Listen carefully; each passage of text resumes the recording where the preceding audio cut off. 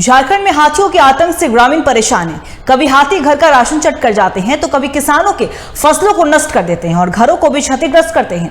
लोहरदगा में भी यही नजारा देखने को मिला, जहां हाथियों के आतंक से ग्रामीण दहशत में रहने को मजबूर हैं। देखिए रिपोर्ट। कई जिलों में हाथियों का आतंक। लोहरदगा में हाथियों के झुंड के आतंक से लोग हैं परेशान। कुड्डू और भंडरा के बाद अब कैरो प्रखंड में हाथियों की धमक। 22 की संख्या में पहुंचे जंगली हाथियों के झुंड ने फैलाया दहशत। किसान की फसलों के साथ कई घरों को भी हाथियों ने किया ध्वस्त। पुलिस के जवान और वन विभाग की टीम है तैनात। हाथियों के झुंड से कब मिलेगा निजात? बचपन में बहुत हाथियों को देखने का शौक हुआ करता था। अक्सर हम जिद भी करते थे कि हाथी की सैर करनी है, लेकिन झारखंड की कहानी ही अलग है। यहाँ हाथियों को देखकर सैर करने का नहीं बल्कि भागने की नौबत आती है। दरअसल झारखंड के कई ऐसे इलाके हैं जहाँ हाथियों ने दहशत फैला कर रखा है।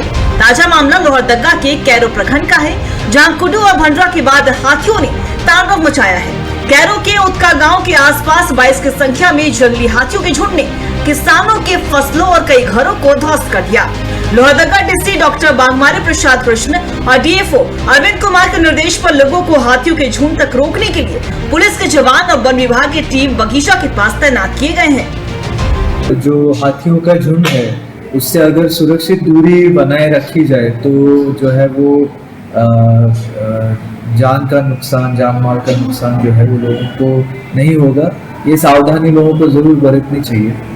और साथ ही में जो है गांव में रात के समय में अगर आग जलती रहे तो हाथी ऐसी जगहों को जाना अवॉइड करते हैं। विशेष तौर पे अगर कोई सिंगल यानी सॉलिटरी एलिफेंट है तो ये सॉलिटरी एलिफेंट्स जो है वो खतरनाक होते हैं।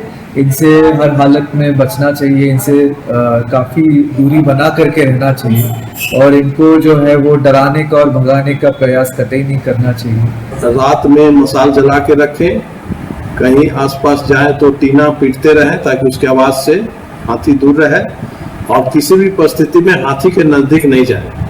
हाथी को भगाने के लिए या उसको देखने के लिए या अपने घर बचाने के लिए, क्योंकि घर और जो फसल का नुकसान होता है उसके लिए सरकार उचित मुआवजा देती है, इसलिए नुकसान से बचाने के लिए हाथी को भगाने की जरूरत नहीं है, उससे सावधान रहने की जरूरत है। टीवी 45 की भी अपील, डीसी और डीएफओ के निर्देश का करे पालन। हाथियों के झुंड के साथ मजाक मस्ती ना करे। हाथियों के झुंड को छेड़ने का भी प्रयास ना करे। हाथियों के झुंड को देखते ही सबसे पहले वन विभाग को संपर्क करें। हाथियों के झुंड के साथ छेड़खानी से जान का भी हो सकता है नुकसान। हाथियों की ओर से जिन लोगों के घर या फसल की क्षति की गई है उन्हें सरकारी प्रावधान के अनुसार क्षति राशि दी जाएगी। लेकिन अब ये देखने वाली बात होगी कि जंगली हाथियों के आतंक से पूरी तरीके से निजात कब मिलता है और कब ग्रामीण बेखौफ होकर चैन की नींद सो पाते हैं। लोहरदगा से टीवी 45 के लिए अमर गोस्वामी की रिपोर्ट। इसी खबर पे और भी ज्यादा जानकारी के लिए हमारे संवाददाता अमर गोस्वामी हमारे साथ बने हुए। अमर, लोहरदगा में कुड्डू और भंडरा के बाद कैरो प्रखंड में भी हाथियों की धमक देखने को मिली। फिलहाल क्या कुछ अपडेट है आपके पास? फिलहाल जो है देखिए, जो जंगली हाथियों का जो झुंड था जो 22 की संख्या में पहुंचे थे, वहां पर जो है कुछ फसलों को, किसान के फसलों को भी बर्बाद किया गया है, कुछ घरों को भी जो है ध्वस्त कर दिया गया हाथियों के द्वारा। फिलहाल जो है अभी स्थिति सामान्य है, जान माल की कोई भी हानि नहीं हुई है। लगातार वन विभाग जो है स्थानीय ग्रामीणों को भी सचेत रहने की सलाह दे रहे हैं। जी अंकिता। जी अमर, आपका बहुत बहुत शुक्रिया तमाम जानकारी के लिए। तो बता दें आपको कि हाथियों का आतंक लगातार जारी है लोहरदगा जिले की। अगर बात कर ले तो हालांकि जिस तरीके से हमारे सहयोगी अमर गोस्वामी ने बताया कि किसी के हताहत की सूचना नहीं है, वहीं डीएफओ की भी बात हुई थी टीवी 45 से, तो साफ तौर पर उन्होंने यह भी कहा कि जल्द ही हाथियों से निजात मिलेगा लोहरदगा जिले के वासियों को।